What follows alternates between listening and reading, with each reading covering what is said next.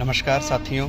तो हम लोग अब वाराणसी से वापस दिल्ली की ओर प्रस्थान कर रहे हैं और वाराणसी आश्रम आनंदवन हम आते रहते हैं। बड़ी अच्छा अनुभव रहता है और आप समझते हैं कि धर्म का पालन करेंगे तो ही हमें अर्थ कामना पूर्ति होगी और अंततो गत्वा हम मोक्ष की ओर प्रस्थान करेंगे।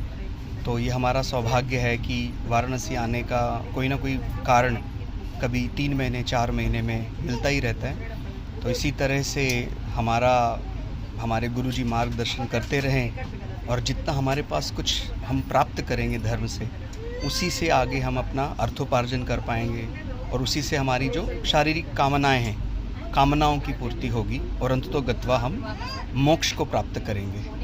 तो आप सभी को भी एक उत्साहवर्धन के लिए कि हमारे वैदिक जो भी ग्रंथ हैं हमारे, और उनमें तीर्थ यात्राओं का बड़ा महत्व है। तो हालांकि हर जगह वो ब्रह्म रहता ही है, लेकिन फिर भी पुष्कर है, कुरुक्षेत्र है, वाराणसी है, वृंदावन मथुरा है, इस प्रकार के तीर्थों में जाने से जो हृदय में वो भक्ति है जो कई बार नहीं जाग पाती है अनायास ही, वो ऐसे स्थानों पे देखकर, और मेरा कोई ऐसा आग्रह नहीं है कि आप कोई उस तीर्थ में भी कोई स्थान विशेष में ही जाएं, आप अपने आप ही तीर्थ में कहीं भी बैठ जाएं।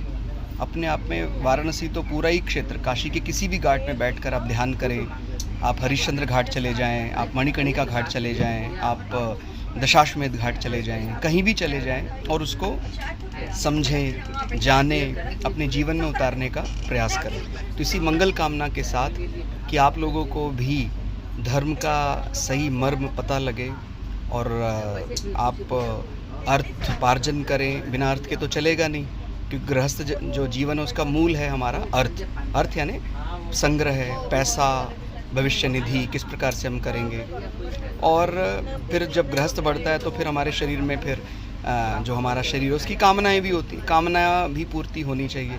और अंततो गत्वा जो हमारा फाइनल डेस्टिनी है मुक्ति, कि ये हम अपग्रेड हो जाएं, कि ऐसा नहीं है बार बार हम जन्म पर जन्म लेते ही रहें और फिर मरना फिर जन्मना, ऐसा तो कब तक चलता रहेगा। तो अपग्रेड होने का यही अर्थ है कि हमने इसी जीवन में अपने आप को यूटिलाइज़ करके, मैक्सिमम यूटिलाइज़ करके हम अपने परम लक्ष्य तक पहुंच गए।